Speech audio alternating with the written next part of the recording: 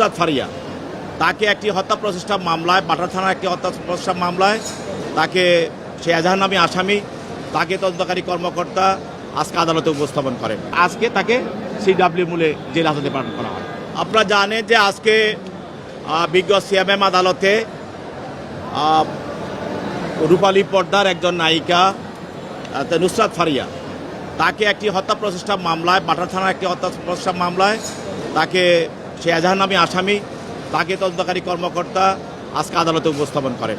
আপনারা জানেন যে সে থাইল্যান্ডে পালিয়ে যাওয়ার সময় শাহজালাল আন্তর্জাতিক বিমানবন্দরে তাকে আটক করা হয়।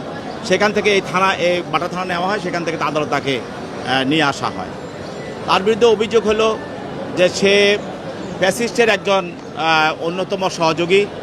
গত 15 বছর যারা এই ফ্যাসিস্ট হাসিনাকে সহযোগিতা করেছে, তাদের অভিনয়ের মাধ্যমে, নায়ক গানের মাধ্যমে এবং বিভিন্নভাবে ফ্যাসিজম চালিয়ে যাওয়ার জন্য তারা সহযোগিতা করেছে, তার মধ্যে সে একজন অন্যতম।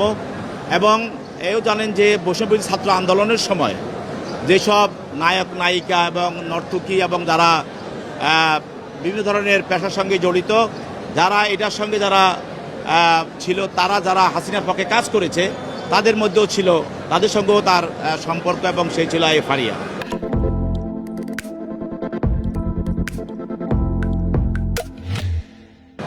আজকে আমরা বলেছি যে এই ফ্যাসিস্ট হাসিনাকে বিভিন্নভাবে সহযোগিতা করেছে মানুষ। কেউ তার বক্তব্য দ্বারা সহায়তা করেছে, কেউ তার গান দ্বারা সহযোগিতা করেছে, কেউ তার অভিনয় দ্বারা সহযোগিতা করেছে, কেউ তার ফুটবল খেলা দিয়ে সহযোগিতা করেছে, কেউ তার ক্রিকেট খেলা দিয়েও সহযোগিতা করেছে। এবং বিভিন্ন পেশায় যারা আছে তারা অনেকে বিভিন্নভাবে এই ফ্যাসিজম রক্ষা করার জন্য কাজ করেছে, যার ফলে বাংলাদেশের গুম, হত্যা এবং মানুষকে পুড়িয়ে মারা এবং মানুষকে তাদেরকে ক্রস ফায়ার করা, এই ধরনের আয়নাঘর সৃষ্টি করার জন্য হাসিনাকে তারা বিভিন্নভাবে সহায়তা করেছে। তো যেহেতু ফারিয়াকে তদন্তকারী কর্মকর্তা, অন্যান্য আসামি যাদেরকে গ্রেপ্তার করা হয়েছে, যাদের সঙ্গে তার তদন্তর বিষয় জিজ্ঞাসাবাদ করা হয়, এবং যখন এজাহারটা করা হয় তখনও তাকে এই ঘটনার সঙ্গে সম্পৃক্ত পাওয়ার কারণে তাকে এজাহারভুক্ত করা হয়।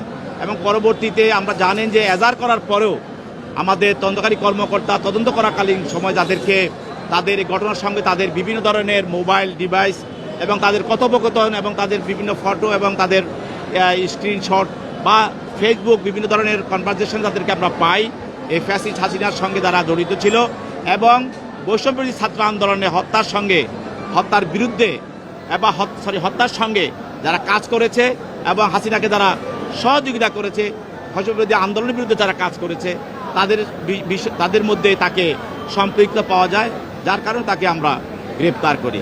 আজকে তার জামিন আংশিক শুনানি হয় এবং আগামী 22 তারিখে বিজ্ঞ বিচারক তদন্তকারী কর্মকর্তাকে তার বিষয়ে আরও কাগজপত্র সহ আরও তথ্য প্রমাণ সহ তাকে জামিন শুনানির বিষয়টা করার জন্য প্রতিবেদন দেওয়ার জন্য আগামী 22 তারিখ নির্ধারণ করা হয় এবং আজকে তাকে সিডব্লিউ মূলে জেল হাজতে প্রেরণ করা হয়।